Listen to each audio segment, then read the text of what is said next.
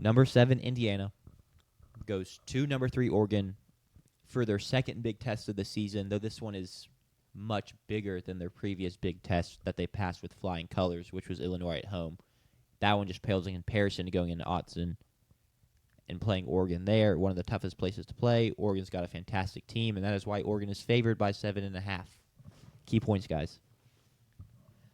Yeah, the Indiana wide receivers have been really impressive. Elijah Surratt having 388 yards and 6 touchdowns. Omar Cooper Jr. has 432 yards and 6 touchdowns. Both of them have like weird stat lines where they both had one cupcake game where they dropped like 2 or 3 touchdowns and like over 125 yards. So maybe you want to argue that the numbers are a little boosted by that, but they also looked great against Illinois. I think this Oregon defense is going to be better than Illinois. But if you look on the defensive side of the ball, Indiana also has some dogs. One of my favorite names that I've seen, Mario Landino. Fire name, defensive interior guy who's got 5 sacks. I love seeing a defensive interior guy get to the quarterback because that's typically like the edge rusher's job. Love seeing a defensive interior guy that can get to the quarterback. Other things to watch out for, like on the Oregon side, DeCorian Moore has been really impressive as a freshman, wide receiver, 296 yards and 2 touchdowns. But I'm really interested with the running back room. I didn't even put any running backs as like key players because there's like 3 of them, 4 of them that could get touches and probably will get touches. And so I didn't want to take the time to like list out all of the running backs. But yeah, if you've got thoughts, JP? For the most part, they will rely on Jaden Lamar and De'Aaron Hill, but they've used Whittington a good amount. They've used Jordan Davidson. They like to use Dante Moore and his legs too in critical moments. Not afraid to run quarterback power with him. But for the most part, it's Lamar and Hill. But they, with their offensive line being so good, which is it's surprising considering all the transfers they brought in. Only one starter on this entire offense started for Oregon last year. So 10 out of 11 new guys, and they have really just been a great unit so far. They're going to run the ball well with any running back that's out there. Even Mekhi Hughes would run the ball well. But sadly, they are not running with Mekhi Hughes. So they're going to use their 2 running backs, DeCorian Moore, Malik Benson, Sadiq the tight end. Dante Moore, like I said this 2 weeks ago, but I'll say it again because I think it's critical to this game as well. He is a quarterback that trusts his receivers. He is not afraid to throw the jump ball. And DeCorian Moore, even with he doesn't have the biggest frame, makes these big-time catches, and he has made big-time catches throughout the season, made big catches against Penn State as well. Dante Moore's not afraid to take shots, and he's going to take shots against this Indiana defense. McBride said it is kind of surprising the spread is just 7.5, but I do think this Indiana team is just better than that team last year, both offensively and defensively. They were defensively dominant against Illinois, really shutting down Illinois in that offense that can run the ball and throw the ball well. It doesn't help that they're on the road, but their defense can show up. Their defense will show up, and their defense showed up well last year too, I'd argue. Even in the Ohio State game, it was just they could not move the ball offensively. So I don't think they're overmatched there from a defensive standpoint. It's going to be their toughest test of the season, no doubt, without question, and especially on the road in Autzen. But I think they're up to the task. I think Kurt Cignetti's going to have his guys up to the task, and they'll make it interesting. For them, it's going to be Fernando Mendoza has to cook. I don't expect this to be a low-scoring game like the Oregon Penn State game was. The total is 55.5, and I think the total on that game was near almost 40. It was very low. I think Indiana's going to be able to get not what they want, but they're going to be able to put the drives together. They've shown that with Surratt and Cooper, and they run the ball well too. They have 4 different running backs. They like to rely on Hemby for the most part, but they will go to different running backs as well. I think we're due for a shootout in Autzen. I think it helps a ton Indiana playing at what is essentially a noon kickoff game for Oregon, 12:30 kickoff body clock for Oregon. I think that's going to help them a ton. I think that dampers the crowd a ton, which I think will help Indiana, and I think they'll keep this game close. Sure. I love that you brought up the running backs because I feel like all the talk's on Mendoza, but they've actually been running the ball 62% of the time, which I think is partially due to the fact they've been up huge in a ton of games, so you're just going to run out the clock. But Roman Hemby, Kalen Black, they have a good stable of running backs that they can rely on. And I think if they want to win this game, they're going to need at least some success on the ground and continue that going for them. As well as they're just a team that loves to make the big plays. You block the punt in the Illinois game, you're hitting big touchdowns. Continue to make those plays and find ways in the margins and the special teams, and then just big explosive plays offensively, maybe a couple turnovers. Find ways to make those plays yet again, and that's the way they have a chance to pull this off.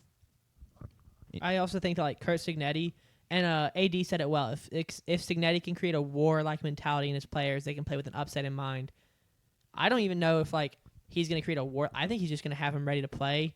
And I, not to get coach speak, but he might hit him with it. He might not even think this is an upset. I think we're on par with Oregon. I don't know what approach he's going to take, but I'm very confident he's going to have the guys ready. Whether that's going in feeling that they should win or going in feeling like it should be an upset. Either way, he's definitely going to have them ready to play. Another thing that I'll look at, and this is another mental part of the game, is penalties. And I feel like this is becoming my thing just because the stats that I look at, penalties are easy to find, and I think it can impact a game. Both teams average under 4 penalties a game. That's both top 15 in the country out of how many FBS teams? 132. 36. 136. Anyway, they're both top 15 in the country, averaging under 4 penalties a game, which means that I think this is a really fun game to watch because one of the most frustrating things to watch when you are a fan of a team or not is just constant flag. This can be entertaining. Like Jack said, Indiana loves to put up some big plays. Oregon is the exact same. Both these teams are talented. Both of them love to score. They are both top 10 in points per game and opponent points per game. Both scoring over 40, and they're tied. They both allow 12 points per game from their opponents. So it's going to be fun, and it's going to be hopefully clean. So it should make for a really entertaining game at the 2:30 slot. Sure. Real quick, what time is the OU Texas game at? Is that 2:30? I think it's also 2:30. So there are just no electric night games. I mean A&M takes on Florida in Kyle A&M Field. takes on You don't beat Florida. that. That is a good one. And Michigan, USC. Georgia goes to the Plains, Okay. which is an interesting one. They were kind of hoping when it was scheduled 2 weeks ago that South Carolina going into Death Valley would matter, but it does not. The Michigan USC game I think could be interesting. Both those teams have one loss, I believe, in the Big Yes, Ten. It's a big one for it's that. a critical one. USC's favored by 2.5. Yep. And then there's 2 Big 12, which are essentially Pac-12 after dark games because it is 4 former Pac-12 teams. Actually, BYU's still a Big 12 team, but BYU, Arizona State, Utah. So it's not that you get to watch Texas A&M kind of alone. It actually won't matter, correct, because that's the game I'll have on. So what I'm hearing is if Kurt Signetti wants to win this game, he needs to have his team watch Braveheart in the locker room prior, which is tough because you're going to have to carve out a good chunk of time to make that that's happen. 3 hours. AD, have you seen The Patriot by any chance? Also a fire movie. I think it's kind of feels along the same lines as Braveheart. So I'm just curious if Have you seen that Braveheart? one. No, I've not seen Braveheart. Okay, we need to watch it. This is going off on a tangent, so I don't know if this segment's... Well, we have to pick. Real quick, we watched Braveheart together. we watched we watched The Patriot together. And, bro, that movie rips your heart out. There's some sad, sad stuff. Have you seen that, JP? No, I have not seen either. Dude, it's 3 hours of your life, but it is well worth it. I have seen Braveheart as well. Also fantastic. Which one do you like more? I think recency bias makes me say The Patriot, but also because The Patriot is about the United States, it's the Revolutionary War, so hits closer to home Sure. than something in Scotland. And it also The Patriot. Oh, fire! The Patriot also has young Heath Ledger's in Ledger, which is really cool. So I would say The Patriot. it. Sure. I can't vote because I've not seen one of them, and JP's seen neither. So yeah. I'll Well, have to trust AD, you. which one? I think he's saying yes. He's seen The Patriot. Which one do you prefer? And Yeah. then while we wait for him to respond, do we want to? Yeah, make let's our pick this picks? Yes. Sanders, why don't you go first? I'm going to pick Indiana. Okay. I think Signetti To is win? going to cover. Okay. And because I have nothing to lose, I'll say I'll pick them to win. No, I'm going to pick them to cover. Are you sure? Yes. You don't sound sure. Sorry, I'm. You're reading? I was reading the chat. Picking Indiana to cover.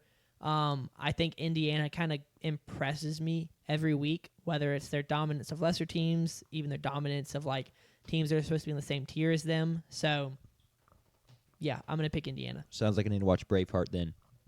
JP, what do you got? Indiana wins this game. Okay, wow.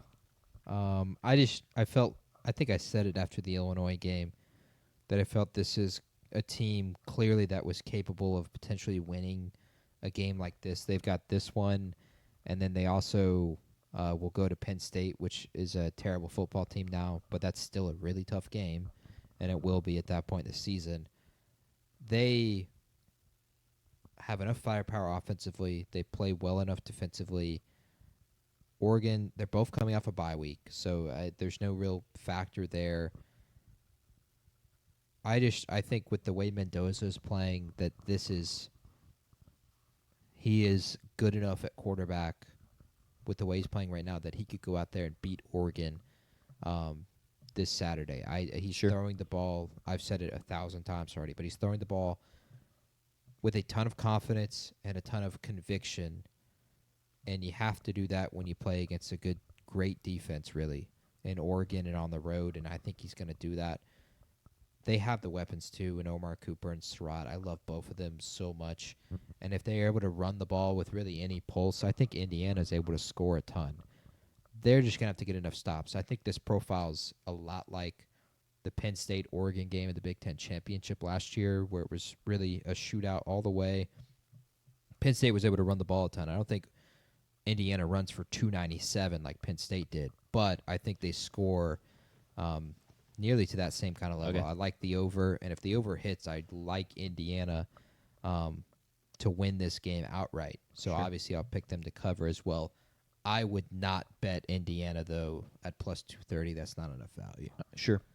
I'm not as confident in Indiana as you are. In fact, I would take Oregon to cover, but I'm following JP's betting advice, and that it's 7.5. If it was 6.5, Sure. I would take Oregon to cover, but it's not. I think Indiana can very likely keep this a one-possession game, so I'm going to take Indiana to cover, but I'm not going to predict the win.